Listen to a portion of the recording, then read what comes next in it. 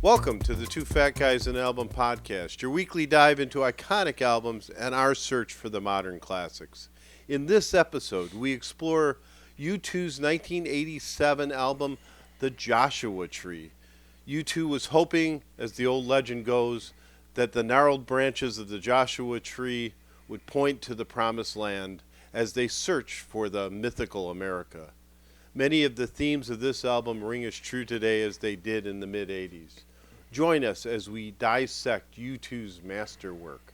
Don't forget to hit that subscribe button for more album reviews, in-depth discussions, and music analysis from two fat guys who love talking about music no matter the genre. I am Mike Blackburn. I will be your host and narrator, and with me, as always, is the maestro of music, the siren of sound, the doctor of the diminished chord, Brek Hufnus. Good day, maestro. Top of the morning to you. So we survived some powerful episodes here. Yes. And we open up kind of with some cleanup or ketchup or mustard, or as you like to call them, some Dijon nuggets. ketchup, perhaps. Wow, little bare naked ladies reference. Throwing it out there. Yeah. Or as you've been calling them lately, kind of the nuggets. I do. I have from some previous, nuggets. I have all some right, nuggets from the last show. from the last show, which we did Morning Glory by Oasis. Yes, and All right. old guitar.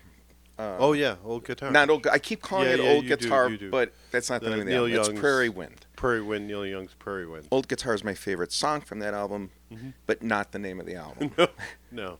So, okay, go ahead. well, I mean, in our discussion of Morning Glory, Oasis, I had thrown out that Wonderwall contained the dumbest lyric of all time, and then never actually clarified what that lyric was.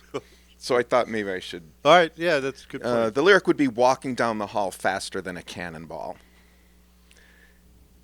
I don't like that. It's the most meaningless. Faster than a cannonball. Right, and then Yeah. where were you when we were getting high? Yeah. Yeah. So Noel Gallagher has actually been. Did you want to comment on that? No, well, I think there's probably dumber lyrics in the history of rock, but This has got to be the top 10. all right, go. I mean, I'm not fully prepared to discuss dumb lyrics. But this is like. That might be a good topic. I'm going to note. I mean, that. yeah could be up there. Yeah. By the Beatles, Right. but they got a lot of run out of that. So Okay, go on. okay,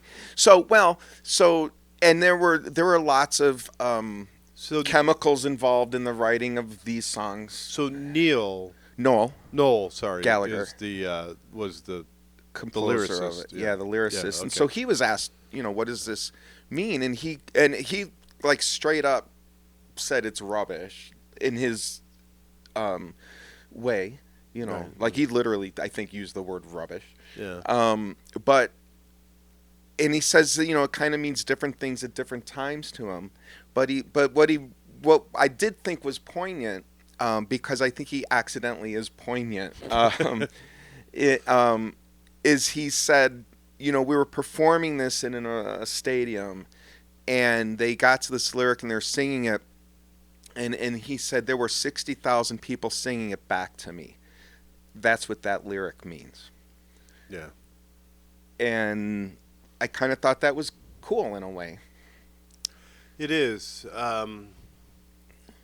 So they're gearing up for a tour, right? They are. And I'd be fascinated to see them. $365 at Soldier Field.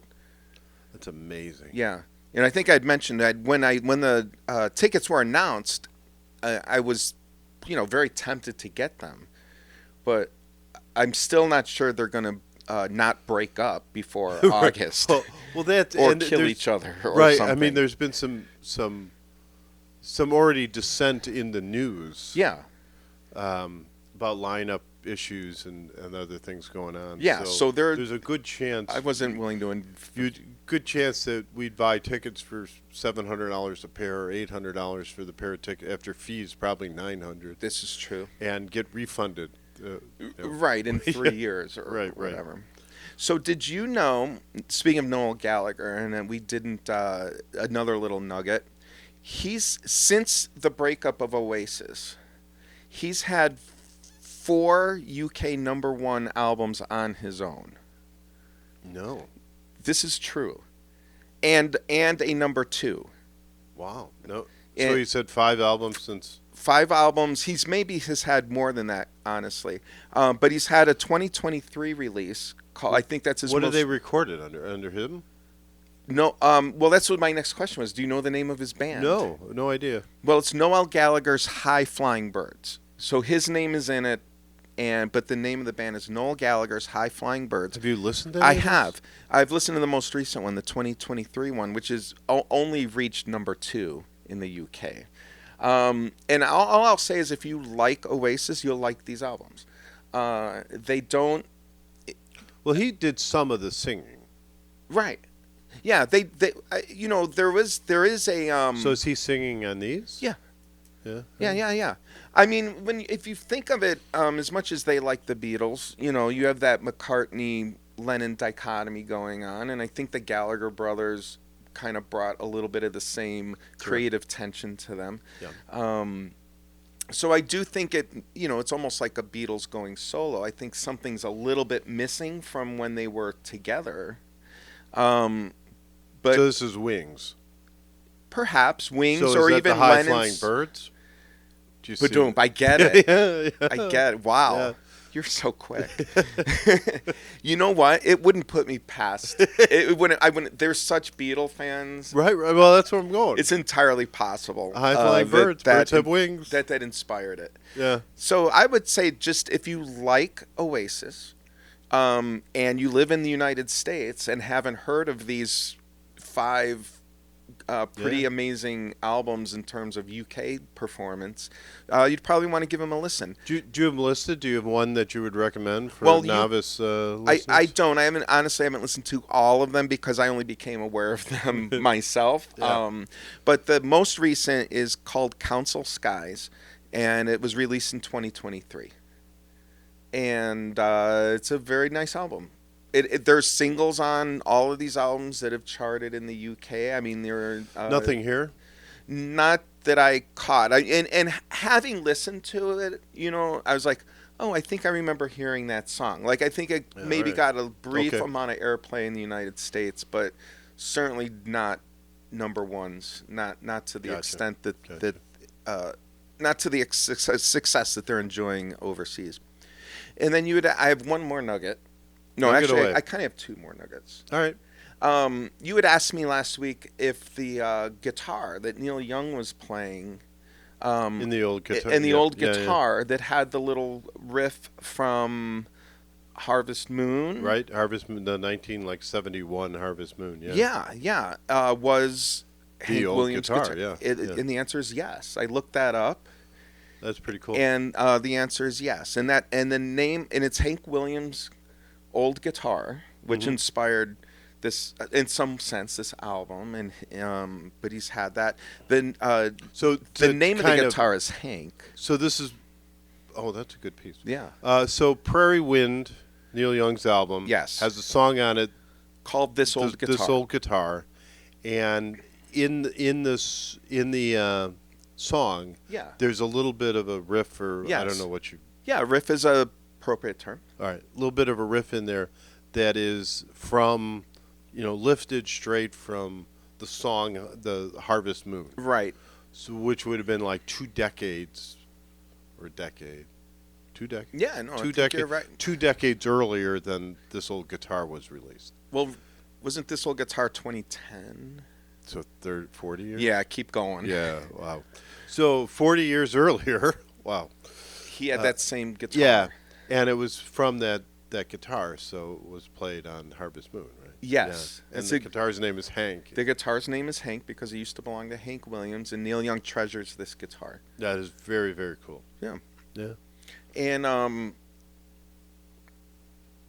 the way to the show today, I'm listening to the radio. Yep. And I just thought this was interesting. Horsegirl Frontrunner came up, one of your favorites. Yeah. And then You Two Still Haven't Found What I'm Looking For played like right after it. So I feel like we're Synergy, having an man. influence Synergy. on we're having Right. influence on Chicago radio right now. And then if I can touch on something from last week where you were claiming rock is dead. I asked the question if rock is dead. And Well, you also answered it. so to just get everybody up to speed here, my theory, and my discussion point, my theory, what I was postulating was that after that rock music, in all of its glory, had kind of, what came out of the 90s, or it came out of the 60s, and reached this like peak of, cultural influence was fading and basically ended or died with grunge, and that post grunge was kind of the death throes of rock, and rock music, as we knew it as this cultural influence was gone since then, and there hasn't been any major new rock band in 20 years. Okay, So there's been rock albums, but they've come from the classic bands. Okay. There isn't no, if you name a rock band that was created in the last 20 years, and you walk up to people on the streets, the overwhelming majority of people will not know them. Yet you ask them who the Rolling Stones are or Led Zeppelin is, they will know those bands, right? So rock had a tremendous cultural influence in the 70s, 80s, and 90s. They don't have nearly enough. Music has changed. Okay. Use your big boy words. I don't even know where. So this argument, this is like a 4-hour argument. So Yeah, we're no. not gonna I'm just gonna touch on it. Stating the words "music has changed." Thank you for that brilliant observation that music has changed. I hadn't realized music has changed since 1950, but great. Okay, so we are in agreement. Music has changed. I just wanted to, and once again, you have changed your argument 3 times in one paragraph. So all I'm going to say, just to sort of, without making a complete dive, just to sort of reference back a little bit to last week. So my whole Rock is Dead T-shirts with the 2 fat guys that I was going to I will not be wearing that T-shirt. Right. I think first of all, and may I just throw in one of your other arguments that you used about Mick Jagger dying soon as evidence that rock is dead? No, that was not an argument. That was all, an observation. It was an observation. All I was saying Yeah. is it became relevant to me because you're looking at the old rockers of our Okay. youth, and they're aged, and we have lost some Hall of Famers. Okay, we have, but there are many other rock bands that are not scheduled to die soon. So Say- name a band from the How last about Pearl? 20 years. Okay, let's go with Pearl Jam. A grunge band, we've already included okay, that Green they Day. count. All right. We've already included them in the rock And era. again, I'm not completely. So part of your argument, a discussion point, your postulation, as it were, was that these bands don't play arenas. And therefore, rock is dead because they don't play arenas. And I'm willing to say something to the effect of arena rock is dormant. Because there is such a, as your genre-ness knows, like arena rock could be put into a bucket or something. And rock music and arena rock are not necessarily the same thing. So there were a certain amount of bands, and not that many, even back in the day. Okay, even back in your glory, sepia-filled, sepia-toned days of imagination, there weren't that many bands that were able to fill arenas. So name a even rock then. band in the last 20 years. Okay. Does it have to be a rock band, or could it be an individual? Well, and that's another excellent topic that I think the bands have died. Right. So if you want, that's one of the things I wanted to. So are you going to say like Kendrick Lamar? No, I'm not. How about the Goo Goo Dolls? When were they formed? I don't know. I'm just throwing some things out. Well, I'm not, so I'm your not trying first- to win this argument today. I'm just sort of trying to advance things. Your first example was Pearl Jam, but Pearl Jam's from the grunge era. Lord of the- Huron, Cage the Elephant. So walk up to people and know if anybody has ever heard of. But Chauncey, just because, ever hear of Cage the Elephant? yes, Right. he's probably heard of Cage the Elephant more than he's heard of whatever band you're going to pull from 1973 that filled a stadium once. Like Bad Zeppelin? Company. Bad Company, yeah. Bad Company? That's a video game. Right. See, he's heard it. His answer was, we have to get Chauncey a microphone. His answer was, it's a video game. He doesn't do well on microphones. I don't think the I have microphone's the issue.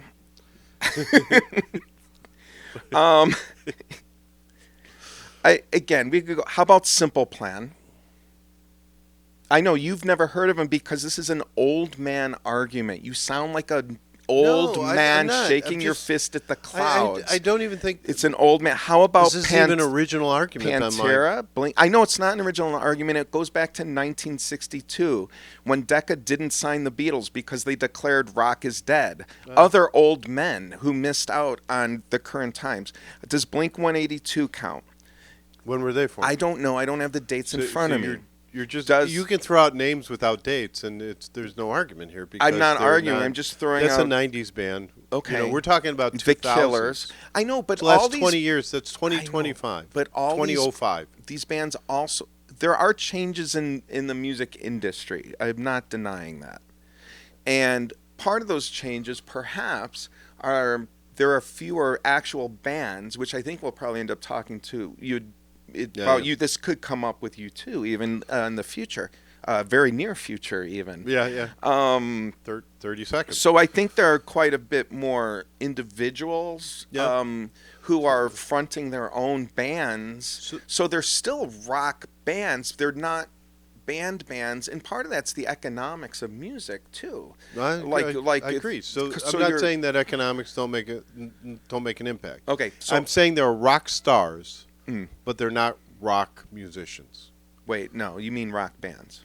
No, I'm saying You so said there there's are no rock musicians. You there just are said rock musicians. stars. Yeah, There are no rock bands. bands. Yeah, Yeah, you had said so- musicians. sorry. You misspelled So that. like Taylor Swift's a rock star.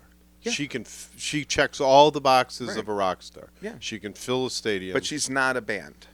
and she doesn't really play rock music. Okay, I'm going with if you want to just tie this one up in a bow. Yeah. I'm willing to say that arena rock is dormant, Fine. and it may return. Okay. Okay, but there are still many rock performers Mm-hmm. who are capable of filling Sure. a arena. The Stones. No, you just said no. I just gave you Tedeschi Trucks Band. Simple. You said some. I gave you a bunch of things. And then when I said Simple Plan, your head spun in a circle because you had never heard of them. So if I give you the names of the bands in the last 10 years that can fill an arena, you would look confused. I have spoken. Making a note. All right. We got to move on. Okay. All right. So we're talking about kind of U2 today. We're going to get to U2 at some point. Yes. And what I find fascinating about both this album and the band itself, and this is the second band that I would say we're talking about on this podcast, who has really kind of changed during the course of their existence. So U2 was really started, the War album, which I think is maybe their third or fourth album, Mm-hmm. was very, very much, very comfortably placed into the post-punk kind of era. I agree. There was a lot of punk influences in there. The angst, the anger, the Political, yeah. yeah. So very comfortably fit in there. And then the Joshua Tree, which is probably their most commercially successful album It's very commercially successful. Yeah. I cannot confirm whether it is the most, but it was a complete change of the kind of their style. Yes. And their themes and their influences. But without like diving into them, we've already talked kind of Rush, and Rush sort of changed over the year from being a prog rock band, Okay. Into more of a poppy kind of band. They changed with the style, and they Genesis perhaps did too, although there were personnel changes involved in that. Yeah, and what's kind of cool about both U2 and Rush were is no personnel there changes. were none. Right. They stayed together. U2 was the four pieces band. Yep. And Rush is the three main people. But there's other bands that really kind of changed and adapted over the years. The most, Genesis from the changes. King Crimson, I think, is the most Right. Well, they also had massive personnel It changes. was a different band every time King Crimson Right. arrived.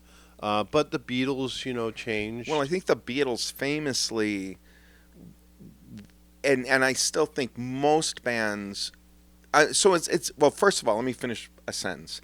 The Beatles famously evolved over time. Yeah. And I think it's one of the reasons why they're held in such high regard, is they just went from bubblegum pop to Sure. just being one of the most influential bands ever, and But a lot of style change. multiple style changes. Yeah. And they were very conscious about doing that, which we don't have to go into completely right now. But I mean, they would literally just walk in and say, ask Ringo, "Did you play this snare drum on this song?" And then he'd say, "Yeah." He says, "All right, we'll change the snare drum." Like, they would do anything to just change their sound or change what they were doing. So novelty was very, very important to them. So the question that I have is why? Why were these bands? Was it because they wanted to explore different music, or was it because they were trying to find the Because the financial niche? because the people grow commercial up niche. and grow as artists, and I mean I've actually mentioned this a couple times. I think in reference to the Beatles and the Killers especially come to mind, and Van Morrison even, where they have so much commercial success that they have the freedom to make the music that they want to make. Sure. Okay, so sometimes it comes from that. I don't think there's one answer to your question. I think two things can be true. I think sometimes, you are searching for that popularity. You are searching for that #1 album. And so if you tweak your sound or tweak things to try to achieve that popularity, that's probably true also. Also, bands are, again, inspired by their contemporaries. Yeah. So, you have a band that's been around for, say, 3-4 years. I mean, quite honestly, would you rather have Jethro Tull making the same music 40 years later, or John Anderson making the same music for 40 years, or would you like to see some artistic growth and some ability to stay relevant? U2 is still relevant. Jethro Tull isn't. Right. Well, to that point, I mean, I love, we both do love kind of. I think we're unique almost unique in our era, that we love so much of innovative new music. Yes. That's even happening today, as opposed to being stuck in our.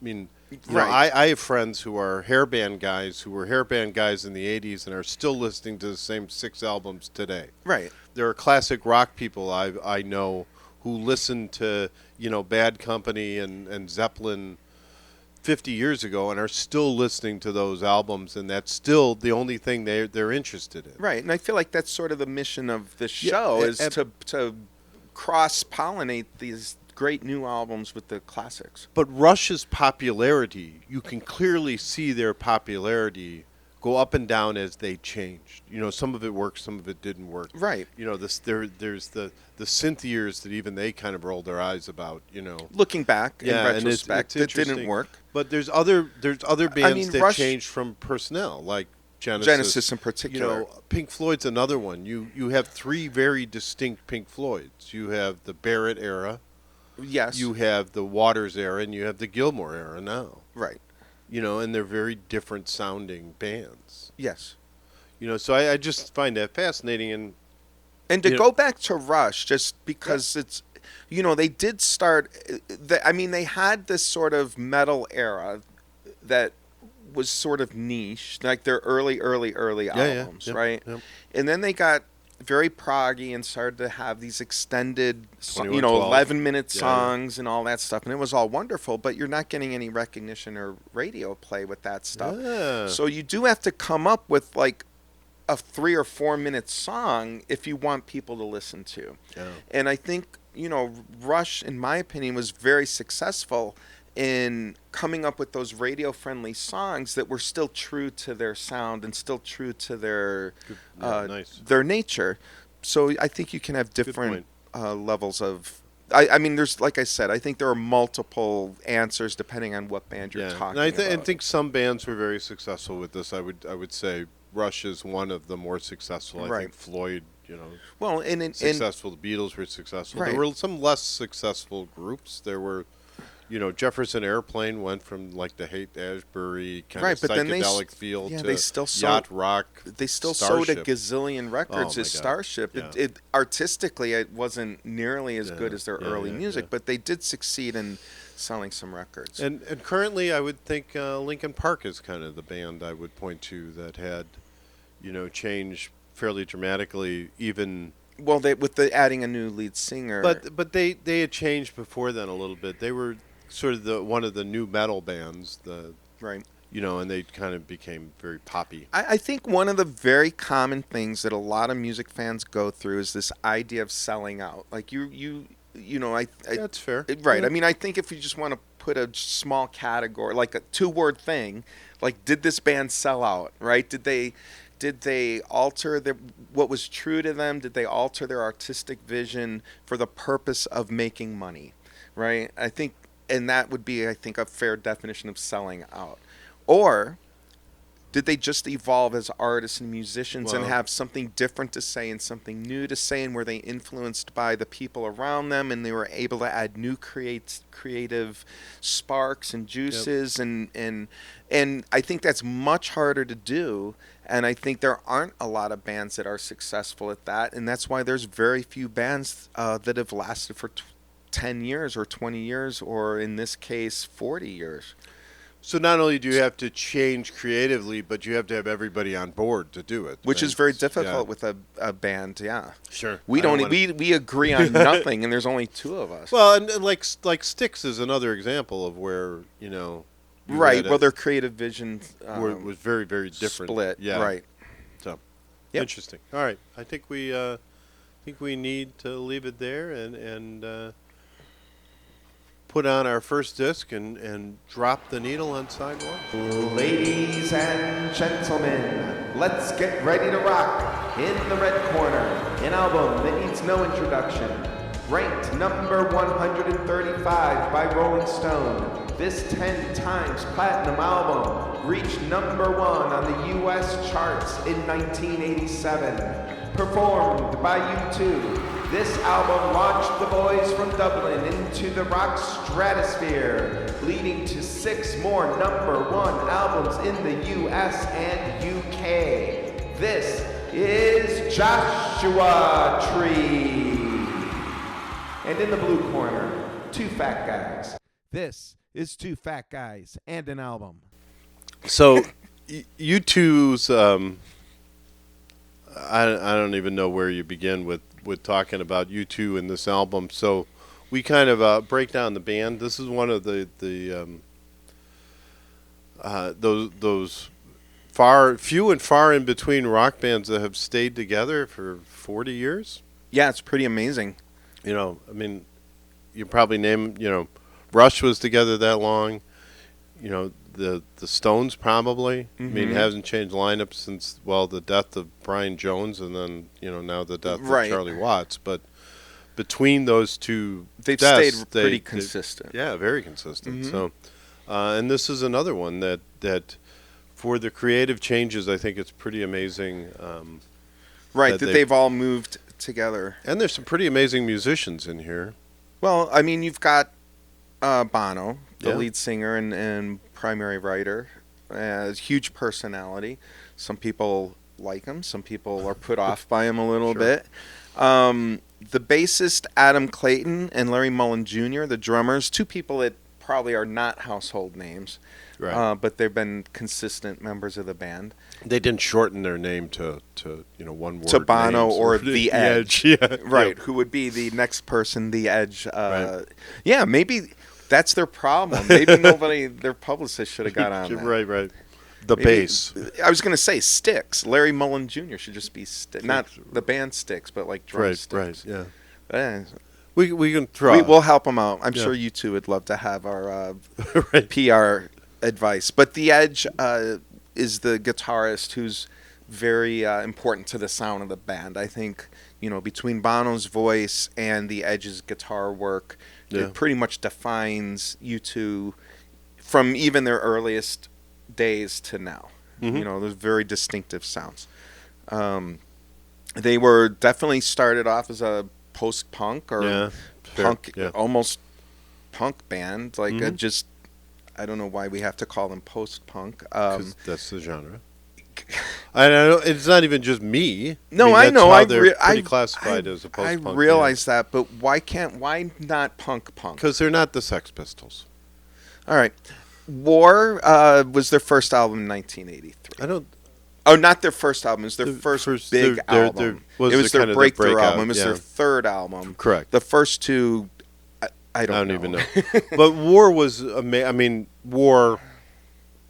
I found them with that album. I think most people did. Definitely in the United States, they did. So that had on it Sunday Bloody Sunday, Yeah, New Year's Day, Two New Hearts Year's Beat Day. is one. I mean, which are just. I mean, those are Anthem. clear punk anthems. Yeah. Right. Yeah. And that they have the political Well, it was a lot about the Irish Revolution, yeah, and going on and stuff. Yeah, so it's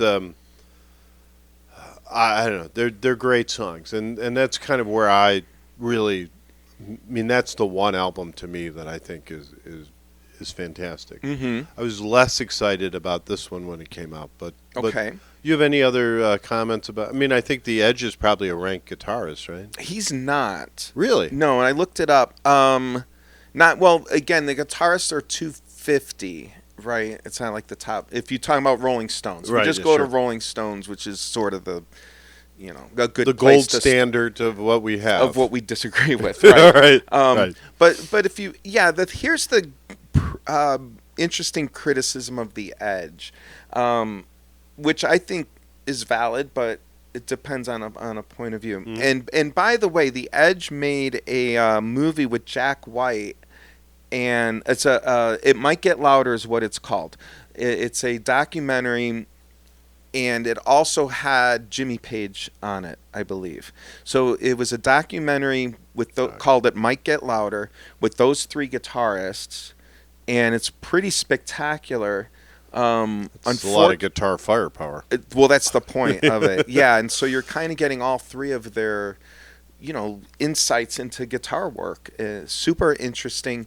It is paywalled at this point, so I don't. Yeah, I Not don't very know. Jack Whitey. Well, he does. I'm sure he doesn't own it either. I'm sure that. Sure. Yeah.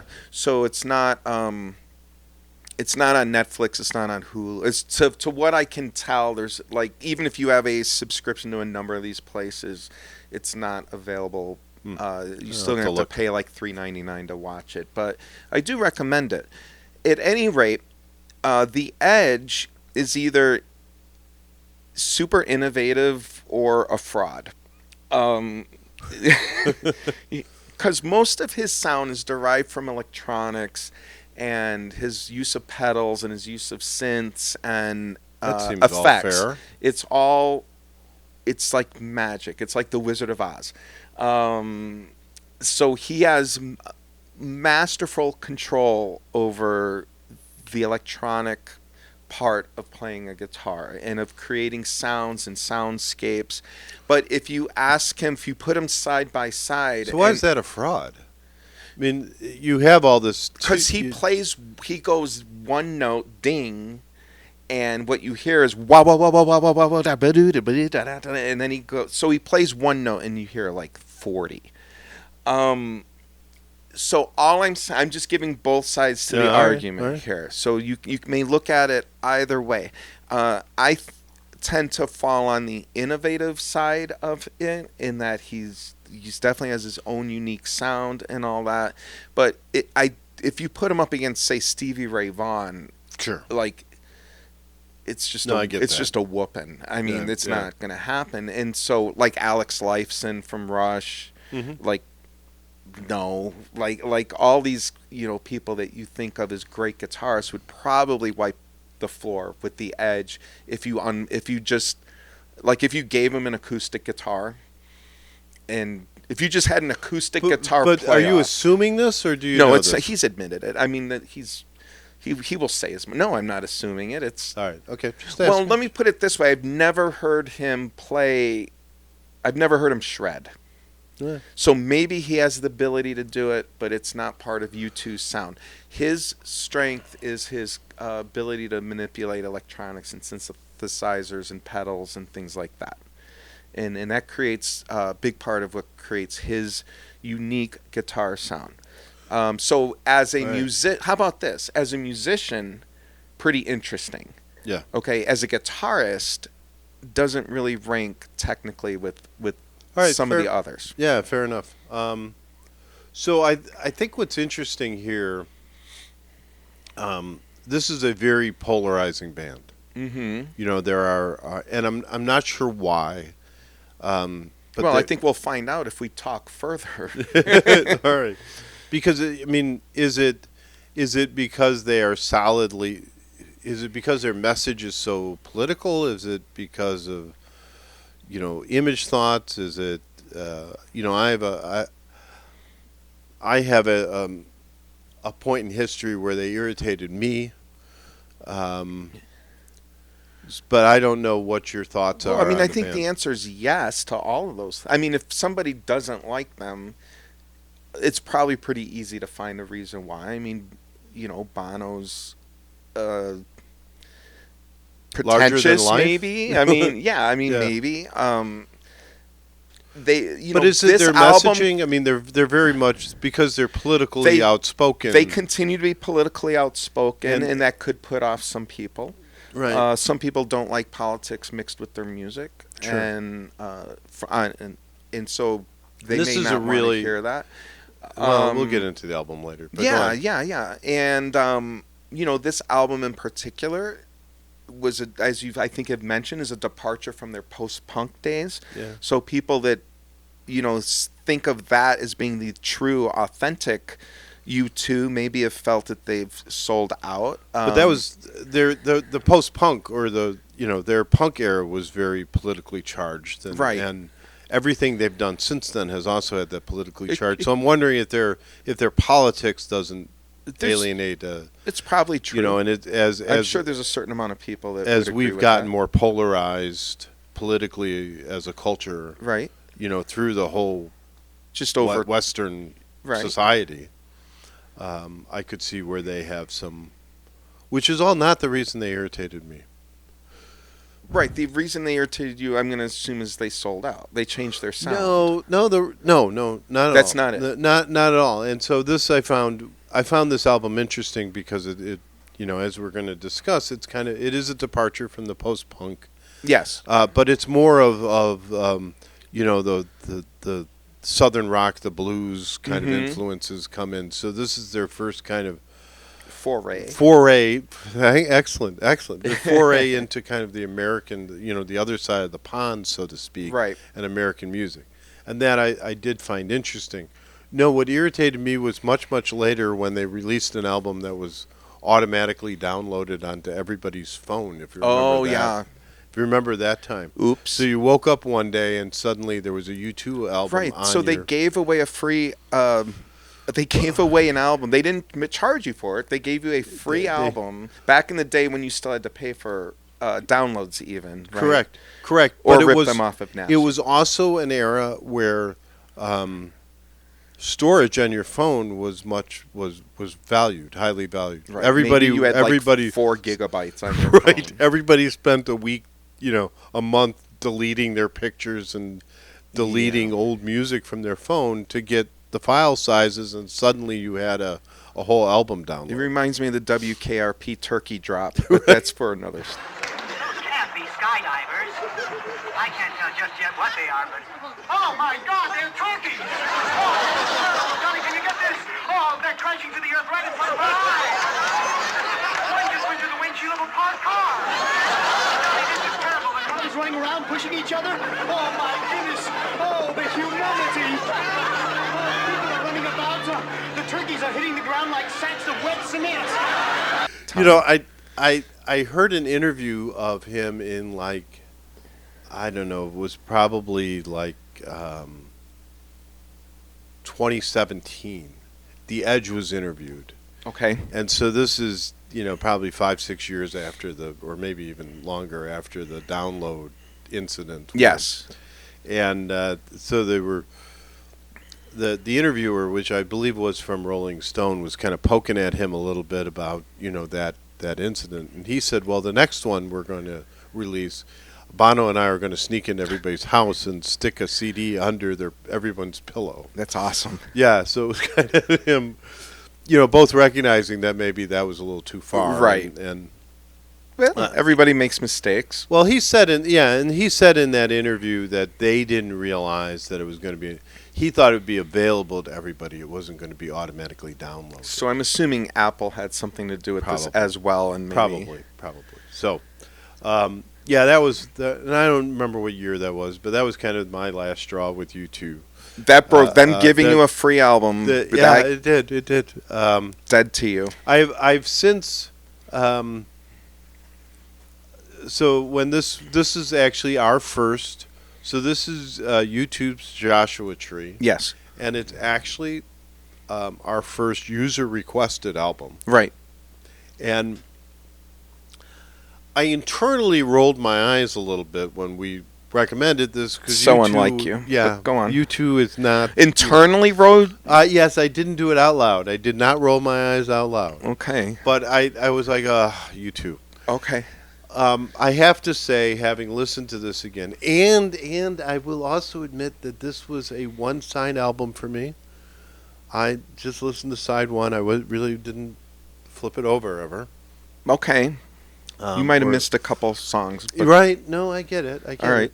And now, having listened to it a couple of times in preparation to this, I'm like, this is really Better than you thought. This is a solid album. I'm pleased to hear that. I like seeing you grow as a human being. And it warms my heart and makes me think that there's hope in all of this. Someday, maybe you'll start to grow. There is hope in the world. So, you'd said something interesting about their foray into American music Yeah. and being inspired by that. And I always find it interesting how Europeans perceive America. Like there's, because to me, it was a nice try, but I didn't listen to this album and think, wow, they really captured the heart of America Right. in this. So it's definitely like an Irish viewpoint of America. Sure. And it's not to take away from any of the great, musicians in the way that, American music has influenced British music and the whole British invasion and all that. Like, I'm not knocking that at all. I'm just saying they tried to capture America here, and I don't think they quite got it. So again, having listened to both of them, so just Bono and The Edge speak about this album, they called it mythical America. Yes. They talk very much about what them growing up and them being Irish thought America was like. was about, and Yes. the the promised land Yes. kind of thing that they had heard about, and that's what they were trying to capture. Right. And what it turned out to be Was different. was very, very different. Right. And I think actually you could go one more sentence into that is that, like, I think they did understand the dichotomy of mythical America versus real America, like their idealistic view of it. And so, yeah, you do have that in this album. So, And I think one last thing before we start taking a look at some of these songs are the context of what this was. So if you're talking about, the 1987 album, that is the Reagan era. mm-hmm. And, in England or Great Britain, that's the Margaret Thatcher era. Right. Which was the first kind of really conservative or a huge conservative change coming out of the 70s, the more liberal, free love 70s. This was kind of the tightening the reins back Right, down and I in think that's politically conservatism. Right, and you could see the punk and Yeah. actually as a response to that as well a bit earlier on. But Yeah. So I just wanted to give some yeah, no, that's a context fair to it. cultural, historical note. The making of the album, all but 2 songs recorded live in studio, whereas the previous ones were more refined and done, like where you record one track at a time. So when we say recorded live, what we mean is they were actually playing their instruments together at the same time. Really? Yeah, as opposed to, which, in the olden days, or the lo-fi days, Yeah, right, perhaps, you might see that more often. Well, we talked about when we talked about Blonde on Blonde, we talked about the fact that every time Dylan changed the lyric, they had to re-record the whole song, right? And so they and back then the technology was a little bit different. There's more progressive technology. Their previous albums weren't recorded that way. They were recorded, taking more advantage of studio techniques and the ability to do outtakes and playing along with click tracks and things like that. So they intentionally wanted to create this live sound. And just to give some perspective on that, like the Beatles' Let It Be album was, even back in that time period, was their attempt to get back to a live sound compared to all the studio gimmickry that was used previously. Gimmickry is not a fair word. I don't mean it derogatorily, but just using studio technology to create the music. This was intended as to have a more live, organic sound to it. So what you're probably hearing on the album though isn't like one track. It's probably it's still been they mixed pieced together. Right. So you would still have them Are they possibly in separate rooms. Even a lot of times you'll have a drum room because you still don't want the sound of the instruments to bleed into other sound, into other microphones, because that reduces your ability to mix and all that. So they're probably isolated in their performances, but playing at the same time. So it kind of gives they a can less. hear each other. They can hear each other. They'd be wearing headphones and yes. So I guess the question was: is this like 8 different? They played it 8 different times, and they took the best sections. Yeah, that much I don't have. I'm sure they played it more than 8. Speculate? Yeah, I'm sure they played it more than 8 times. I'm sure they spent a lot of time, recording this album. But it just gives it. I think the bands, when they do this, they're trying to just get a more organic feel. It's the idea of playing along almost with a computer or recording locks you into that previous recording. Whereas if you're playing live, there's adjustments that musicians make to each other when you play live, and it just gives it a different feel. So they were going for that feel in this album.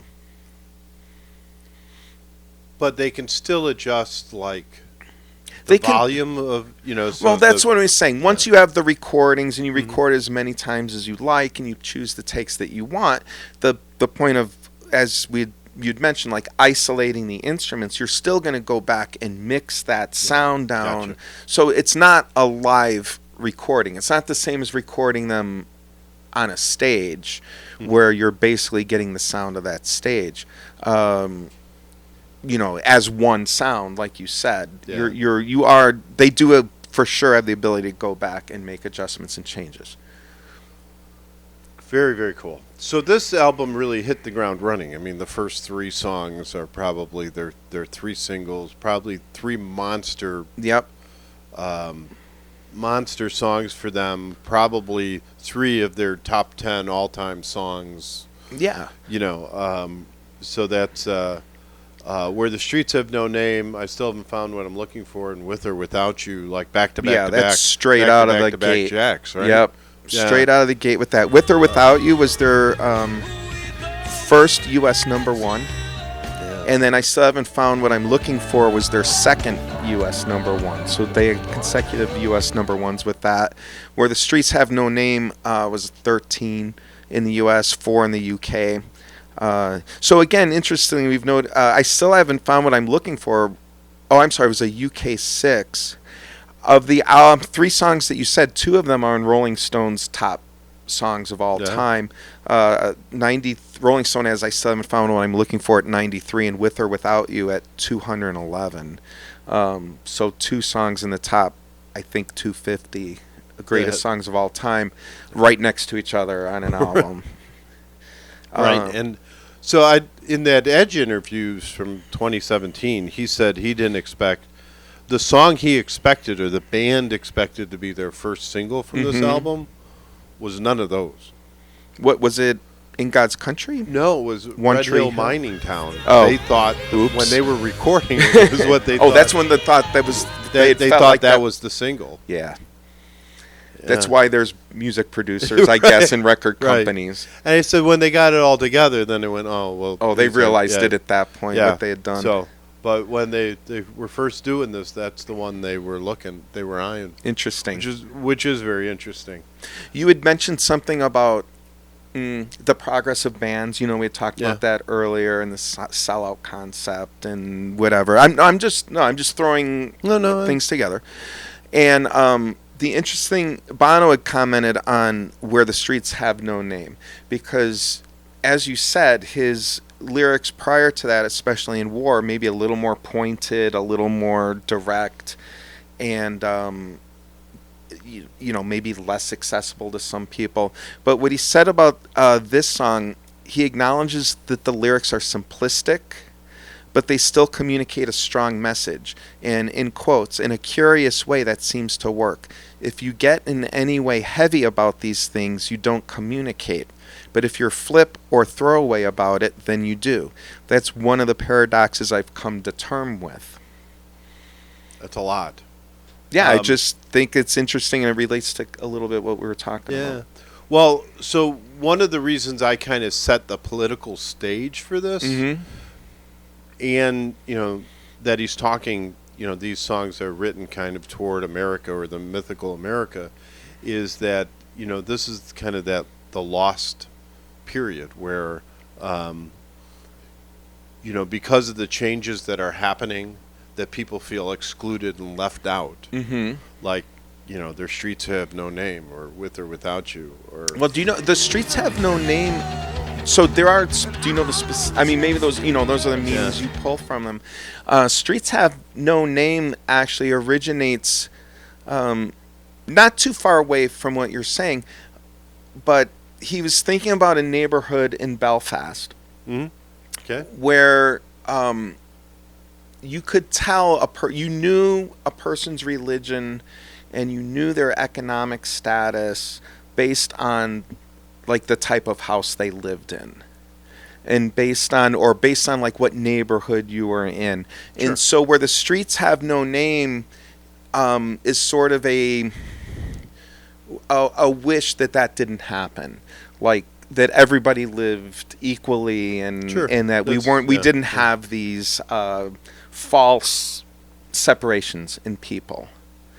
So that's sort of what that song is about. And yeah, I still haven't found what I'm looking for. Did you say With or Without You? With or Without You is his idea of being a rock star and being married, and how difficult it is to live in that world. And but he ultimately decided like that's what makes him. That's why he is who he is that those are the elements of his life. But the songs also, it's fair to say, they're introspective. I still haven't found what I'm looking for is probably more of a spiritual song, in what you're alluding to. And any other kind of songs that jump out here? Anything, deeper dive that you really like or is worth pointing out? In God's Country was recorded in Edge's house. So does that make it lo-fi? Is it a lo-fi song now? I do like my lo-fi. Trip Through Your Wires. Okay. And that's one of the more harmonica-based bluesy songs on the album that actually tries to be blues. And I do say tries. Yeah. But it has an instrument in it called a Suzuki omnichord. And yeah, I know. And I'm not sure I knew about the Suzuki omnichord much. And it's so Brian Eno produced this album first of all from Roxy Music, and he's also produced Devo and Talking Heads and Coldplay and Peter Gabriel. So I mean, Brian Eno's a pretty heavy hitter in the music world, and this omnichord has been used in previous recordings earlier. It's not the first appearance of the omnichord, but it's an electric instrument. If you do you know what a auto harp is? Your grandma probably had an auto harp. It was sort of a wooden instrument with a bunch of strings on it, and you would press a button and strum it. Yeah. And it would fit in your lap. It's probably about lap sized. It's kind of a folk instrument. The omnichord is an electronic version of an auto harp, sort of. And you could press a button to create a certain chord, and you could strum it, and it would give you that sound. But it also had effects on it. You could have reverb and delay, and it put a little bass line into it. If you think of just a basic, I always say a Casio keyboard, which is not fair because Casio actually makes really great high-end keyboards. But they also have like consumer level keyboards. Sure.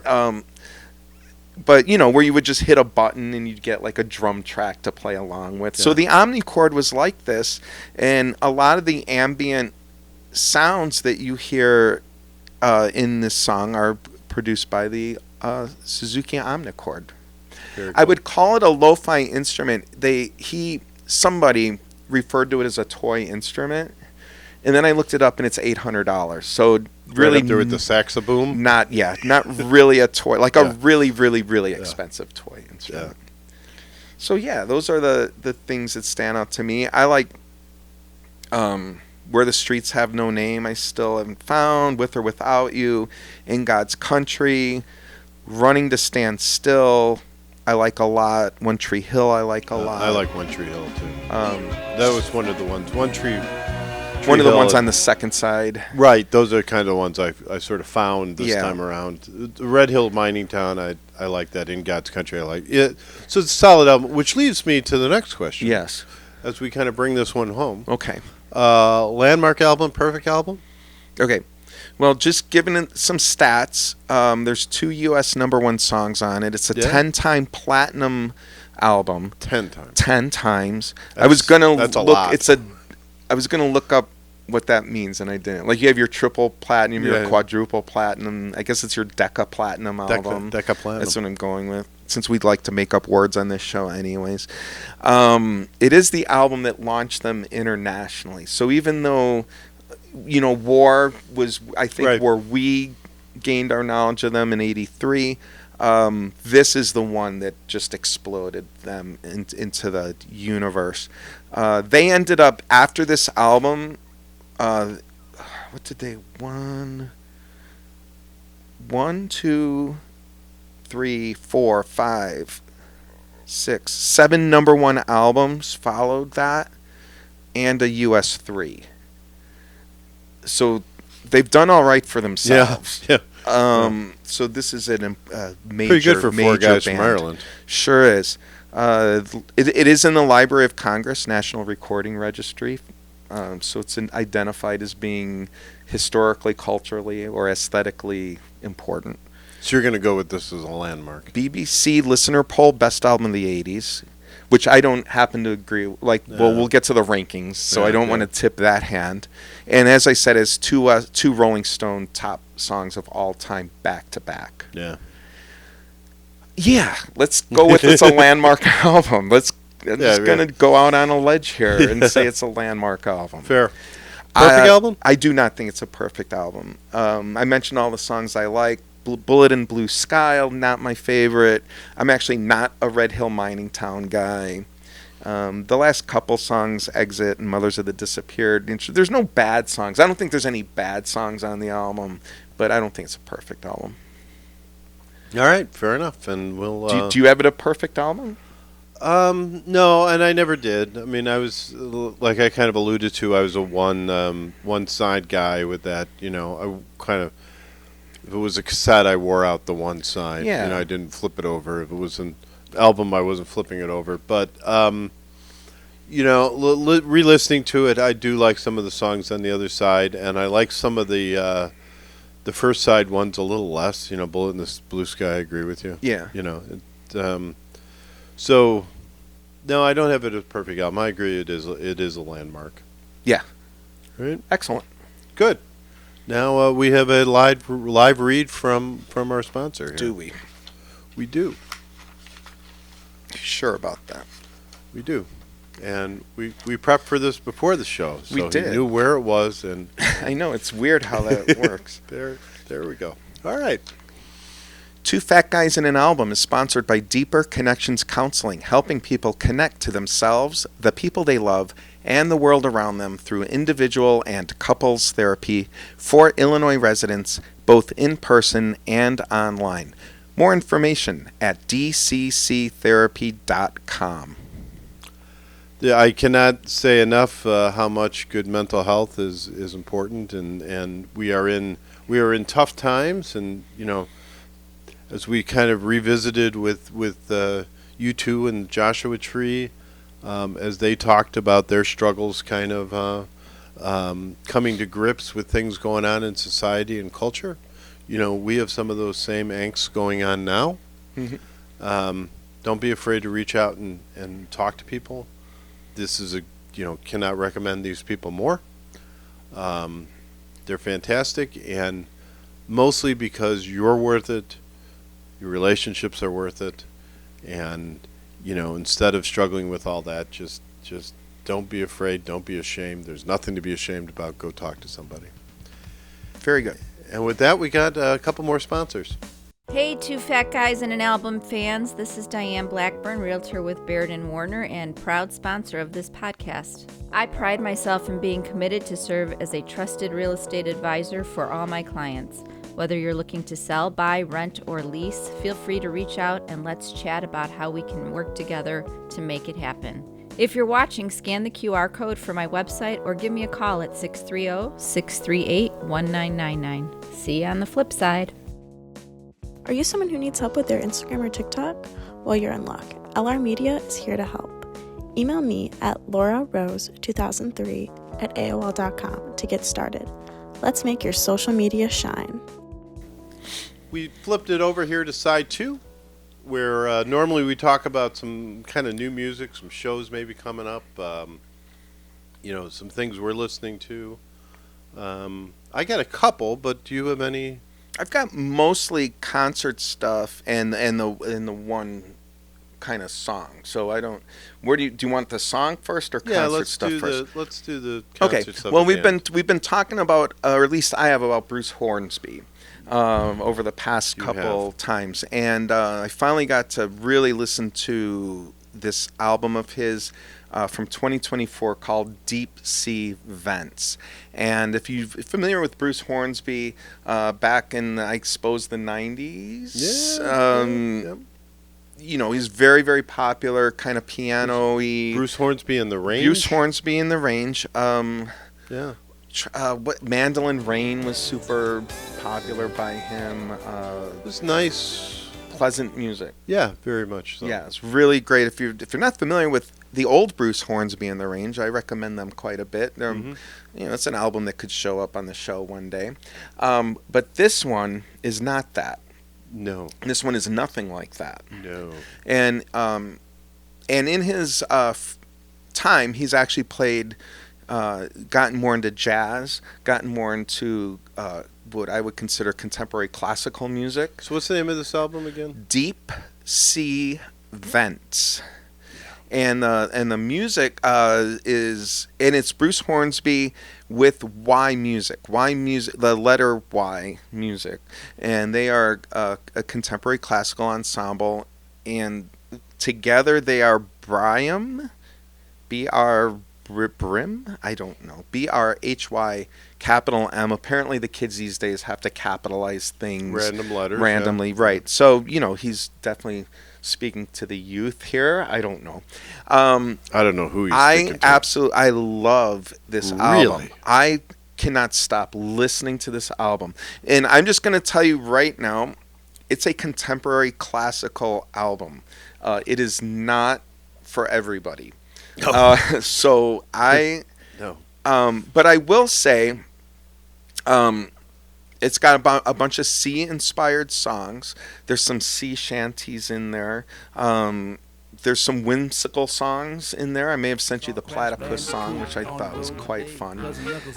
You did? Yeah. Did you listen to anything other than the Platypus song? No. I could not get past the Platypus Okay, song. well, the Platypus song is whimsical. You might want to listen to the... Whimsical is interesting. You might want to listen to the first song. It's not the term I'd come up with. Well, this is...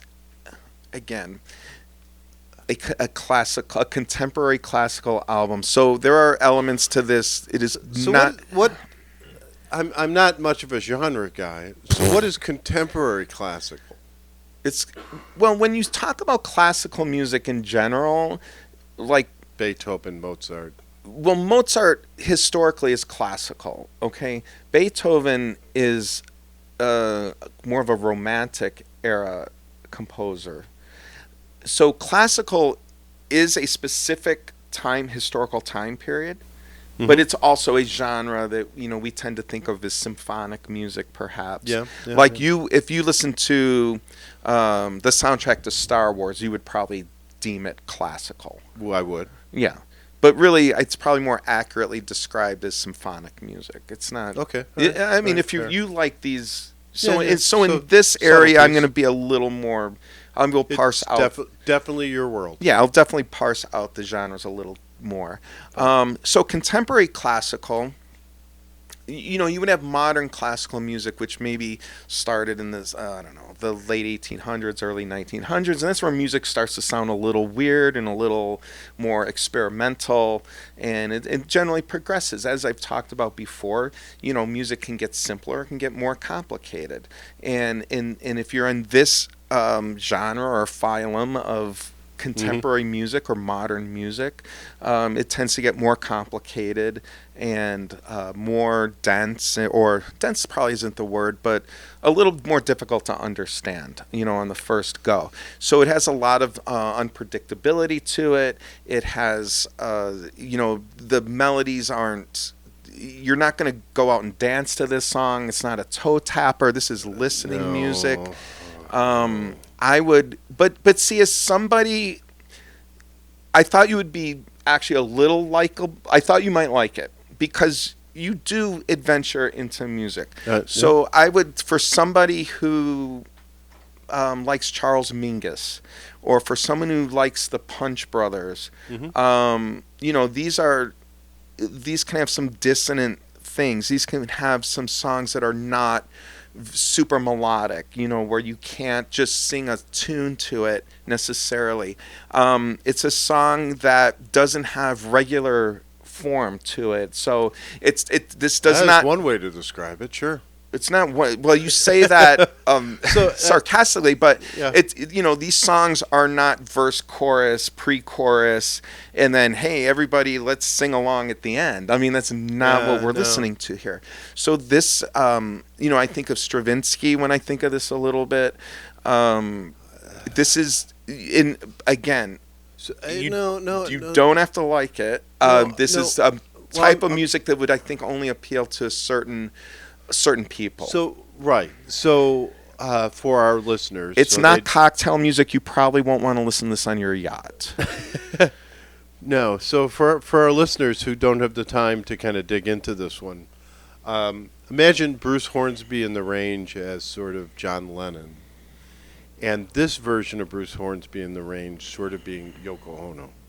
No, that's completely wrong. That is Totally so dead. completely wrong. So if we went from beautiful piano Imagine to like some screeching lady, It's not screeching. It's the same. It's not. At So why what would is you as say true. and why do you 'Cause it's a lie to horrible, people? horrible Why song. would you It's lie to horrible. people? Listen, comments are available. Okay, wait. below. Before I one can't, more time, I can't the let song. that sit. One more time, the song. We'll sell it. It's One more deep time, the sea. song. It's Deep Sea Vents by Bruce Hornsby. He's very pleasant to listen to. It's not screechy Yoko Ono music at all. The Yoko Ono music, super screechy. I agree with you. Mm-hmm. Not good. This very, very excellent album, and not screechy, and actually quite pleasant to listen to vocally. Not at all as characterized by Mike. But on the other hand, if you are less adventurous, you'll hate this album. All right, let's beat that one to death. Let's leave it there. I got a couple of new songs that I'd just like to share and open up to our, to expand the minds of our listeners. Oh, Like- really? Now we're going to expand minds. Right. The first one is a band, a guy, I don't know what you call it, but the band is The Man, the Myth, and the Meat Slab. Honest to God. The three M's? Right. They had a song I enjoyed called Home Run Part 2. Been out maybe 3, 4, 5 years now. Worth kind of as a starting point. You want to hear them. I like it. They have a new song that just released a couple weeks back called Infinite. And again, that's The Man, the Myth, the Meat Slab. The song is Infinite. You kind of like that. A really good song is Home Run Part 2. Okay. So, enjoy. I don't have any other songs. If you just want, I only have concert stuff. And so the last thing I'd kind of like to do is Wait, I see HAIM up there. Don't skip over HAIM. all right, go. Well, I'm just saying I don't know the song or what you're talking about, but I like HAIM. HAIM. I was going to skip over it, but because we spent too long on. Yeah, but HAIM is you could put it on your cocktail music probably and tap your toe to it. Right. So Relationship is a brand new song dropped by HAIM. Yeah, I like HAIM. So it's HAIM. This one is super catchy, super fun song. It's brand new. Give that a spin. Yeah, complete toe Not tapper. Bruce Hornsby. It's like no. So you put it on and you have to dance. It's one of those you have to start moving. You have to dance. Relationship is the song, brand new. They do a lot of great stuff.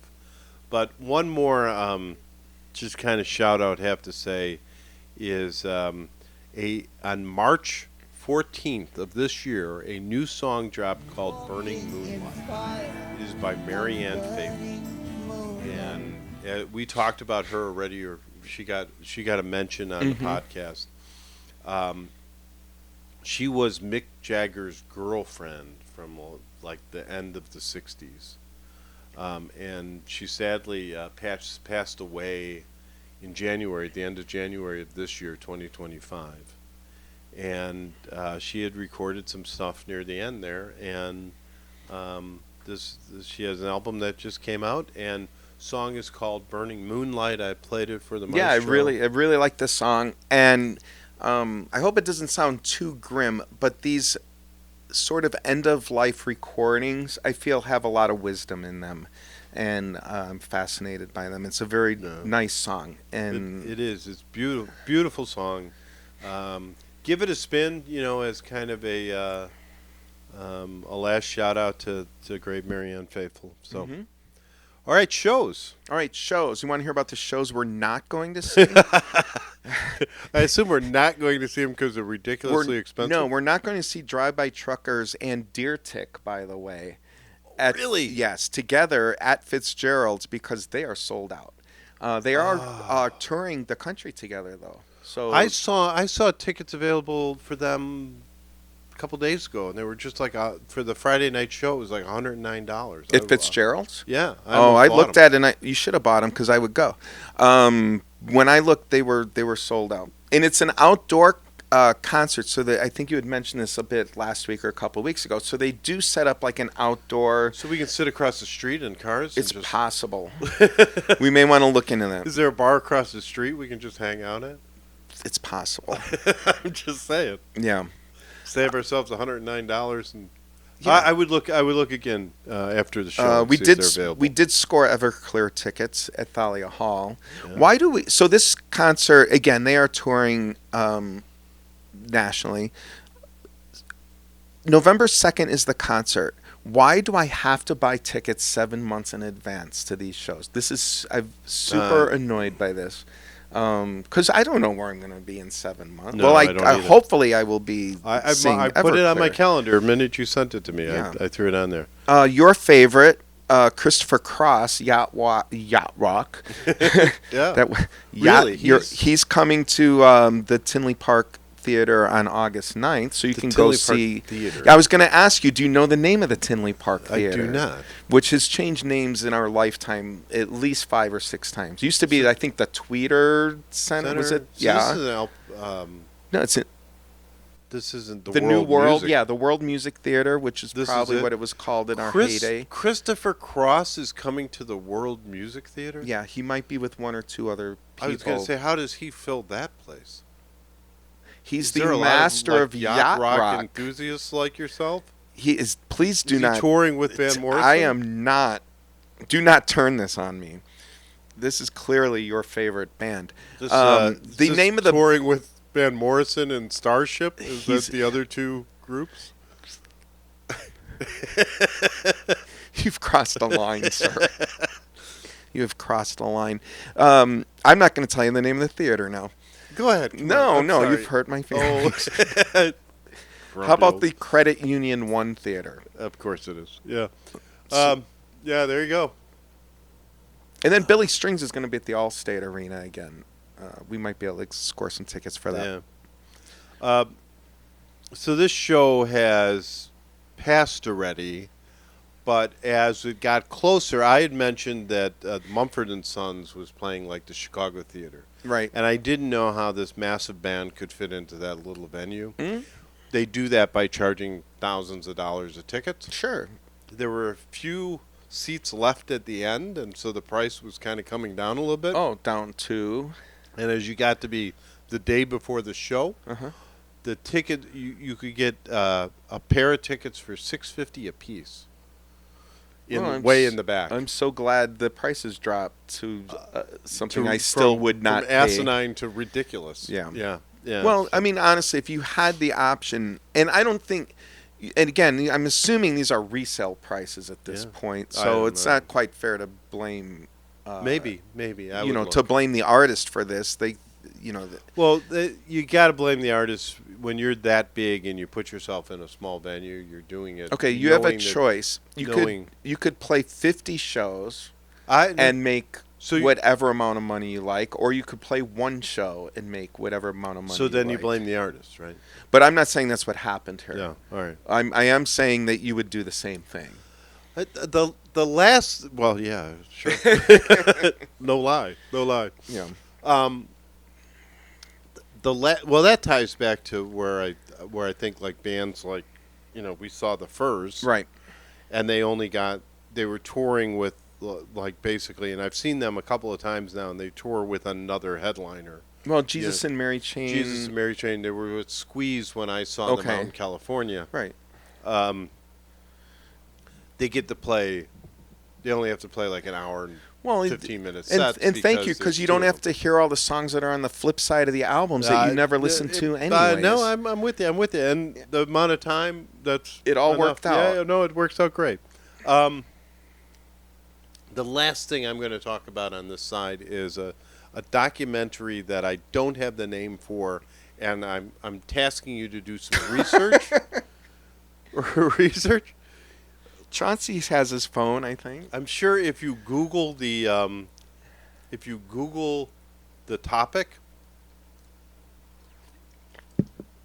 Sorry, I'm about to choke. I was going to do that. But there's a documentary about the Doors. The Doors. The Doors. So Okay. from a couple shows ago, Yes. we talked about the Doors. All right. And the documentary is about, or the premise of the documentary is that Jim Morrison faked his death, See? and he's currently living as a janitor in Pennsylvania somewhere. Okay. Before the end, searching for Jim Morrison. Before the end, searching for Jim Morrison, because Chauncey doesn't have a microphone. But that is the title. Yeah. Before the end, searching for Jim Morrison. A janitor where? In Pennsylvania, I think. Oh, we'll have to. We'll have to. Okay. So, I think it's like a series. Do you like- know? I mean, I hate to bring this up, but do you know that there's another documentary about Kurt Cobain having been murdered? And they Like actually Courtney Love? yes. Real? I was kidding. No, That's it's real. no. It's and they make quite a convincing case. Like if you like conspiracy theories and things, you might want to look that one up as well. All right. Okay, so let's we got to change albums, and we're going to drop the needle next on side 3. This episode of Two Fat Guys in an Album is brought to you by Smidge Films. If you're looking to bring your ideas to life with some cool cinematic work, Smidge Films has you covered. From brand stories to promos, we'll help you tell your story in a way that really sticks. Check us out and see what we can do for you. So welcome to side 3. This is where we discuss Beyond Classic Rock album, and today we're going to talk about the 2008 Blitzentrapper album, Furr. Furr. Furr, which I absolutely love this album. It's to me a near perfect album, at least a near perfect. Well, you just give it away right at the beginning. Well, I cannot. You cannot contain yourself. No, I think this is just a great album and a great example of kind of American roots music. Roots. Yeah. Okay. So, it is actually roots music, but another, but it's also Americana is and roots are sort of together. They're the same. Americana and roots are interchangeable. I said American roots, but okay. What do you mean by that? Yeah, American roots. Yeah, but yeah. Americana extends Okay. perhaps So to it's Canada. So it's a good Americana album, or It's both. You're not Yeah. you're not wrong, but I just throwing in Americana as well. So there's a lot of like. So this is an interesting album because their previous album was kind of all over the place. Mm. So the band, kind of the primary guy from the band is a guy by the name of Eric Early. Yes.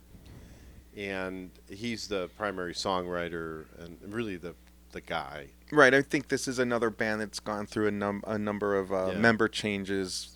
In Blitzentrapper is essentially Eric Early. Right. And so their first several albums were sort of all over the place musically. Mm-hmm. And this one is he said that he was trying to channel, if you will, Neil Young's 1970s Mm-hmm. after the gold rush. Okay. So it's that kind of feel. Right. And he sort of did that. There's sort of some Dylan-esque songs, if you want to say. On Definitely. I mean, I think he's almost doing like trying to sound like Bob Dylan intentionally, because it only happens a couple times, and then it's like, wow, he's really sounds like Bob Dylan there, but he doesn't sound like Bob Dylan throughout the album. So if you know, people listening to this want to try a song and want to get that Dylan feel, I would say go to Black River Killer. Mm-hmm. Good old country death song as well. Right. And you hear a lot of Bob Dylan in that. For sure. And then the first one, Sleepy Time in the Western World, Yeah. has some very Dylan-esque. Yeah. So I don't know.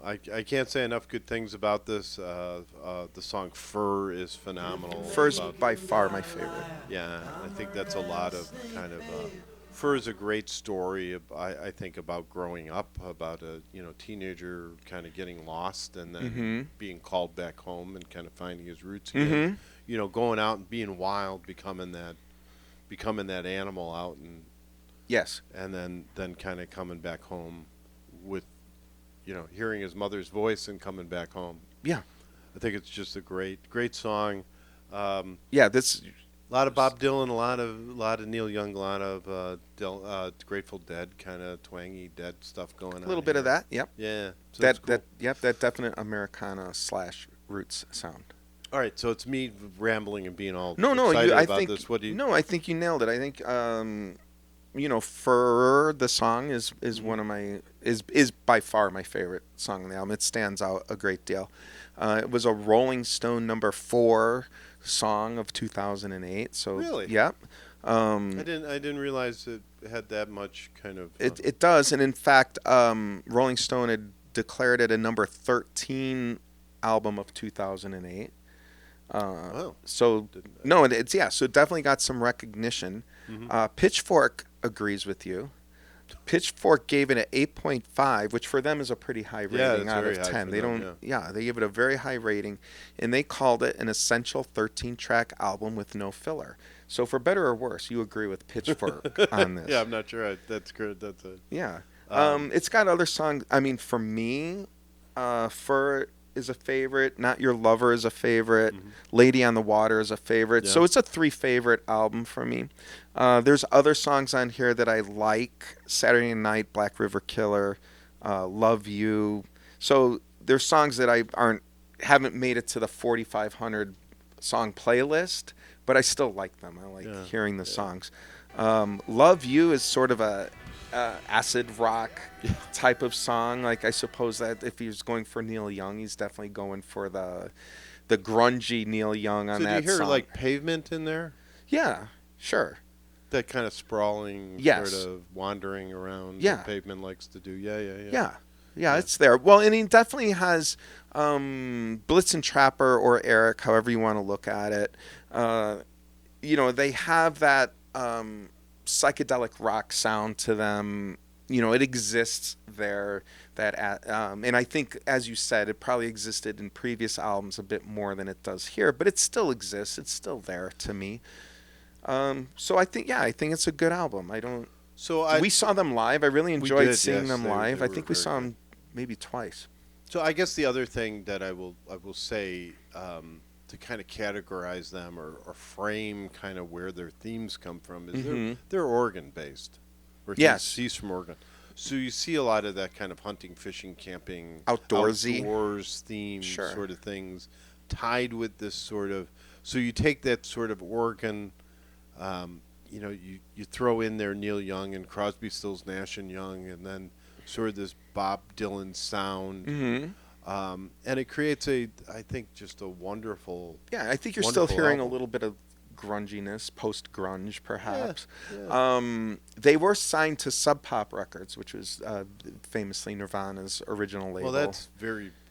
I didn't realize that either, but that's a very punky kind of. Right. They did a lot. Well, it's an independent label. Right. Punk, post-punk kind of thing. So this seems like a weird fit for them. Okay, but they are in Sub Pop, geographically it worked out for them, I think. Sure. Just wonderful, gorgeous album in my opinion. Yeah, and if you like it, I also like American Goldwing quite a bit by them, which is the follow-up album to this. So those are my 2 favorite Blitzentrapper albums. Yeah, I think if you don't know Blitzentrapper, I think they're a wonderful band. This is a good place to start. I would say, to your point, Furr is probably a good song. Black River Killer, Sleepy Time in the Western World I like Lady on the Water. I think if you listen to those 4 songs, you get a good feel for who Blitzentrapper is. They are fantastic if you get a chance to see them live. I haven't seen if they're touring. No, I don't know. I don't know either, but they're great. And it's a small venue band. We saw them. I think we saw them at Lincoln Hall, I want to say, and like 200-300 people. Yeah, I think you're absolutely right. That's the right. one that I remember. We were like on a ramp or something. Yeah. Yeah, leaning on a rail. Yeah. Yeah. Like they're great. 20 feet from the stage, probably. Yeah. So, If you like that Northwest sound or you want to experiment in it, I think this is a good example of that. Sounds good. And my opinion here is I think this is a perfect album. This is a very tight, 13 song, well worth the time. Not really a bad song on here, which is great to see from a band like this. Yeah. You don't seem quite as... Well, I'm just counting them up. I have 6 songs that I would say I like. I think I said I had 3 favorites. Yep. I have 3 others that are pretty good songs.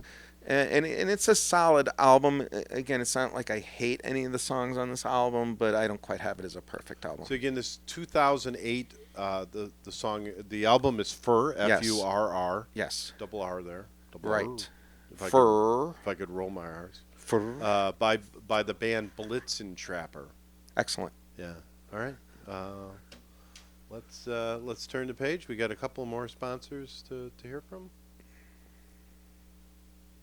Or not? Okay. So here we are. No sponsors. So if you'd like to sponsor us, feel free to reach out to either LR Media or Smidge Films, and you can get those. So side 4 here, we're going to rank. Okay. We have to put our title album, which is the YouTube's Joshua Tree, into your list of now. We're up to 12 songs. This is. Yeah. Right. Episode 12 here. So where does Joshua Tree fall on this list of monumental albums we have? Yeah, they're all monumental. There's no, I don't think there's any dead weight on this list yet. Moondance retains the top. Of course. Joshua Tree does not beat out Moondance. Interestingly, we talked earlier about how BBC listeners had ranked this as one of the top albums of as the number 1 album of the 1980s. I have Moving Pictures ahead of it from the 1980s. I have Brothers in Arms ahead of it from the 1980s.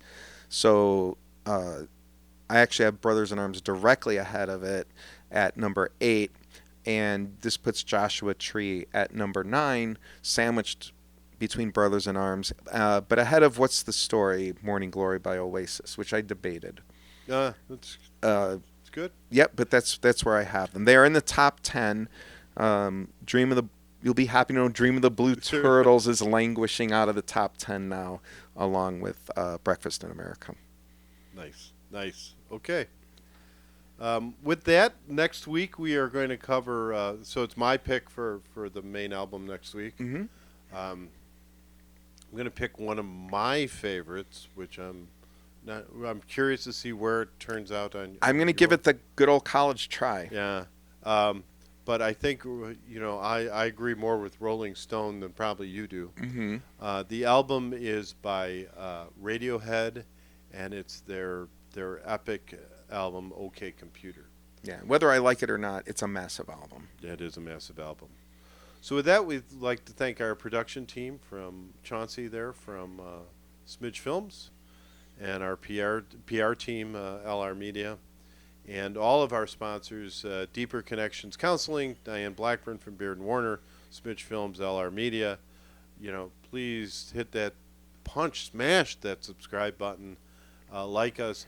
We'd really appreciate more comments. The comments help us be found by others, so if you take a second to leave a we comment. read them all. We try to read them all and reply to as many as we can. If you're on one of the podcast platforms like Spotify or Apple or iHeart, leave a review. Those are very helpful as well. A positive review. Positive 5 stars. I'll load that up. We'd greatly appreciate it. With that, I'm Fat Guy 1. Fat Guy 2. We'll see you next week.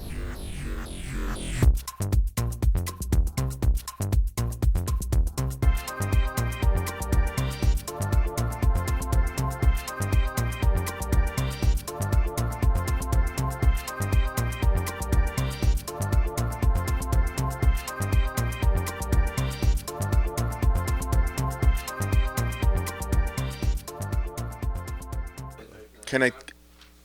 Sure. Can I just throw out Imagine Dragons because I wish we had said it? Nope. No, it's cheating now. Nope. Oh God. Nope. All right. Nope. Be prepared. Imagine Dragons. Cut. Cut. Very popular band that plays Cut. at arenas. Reclap. Okay, not clapping. Go on. U2. I heard we're going to talk about U2. It sounds really interesting.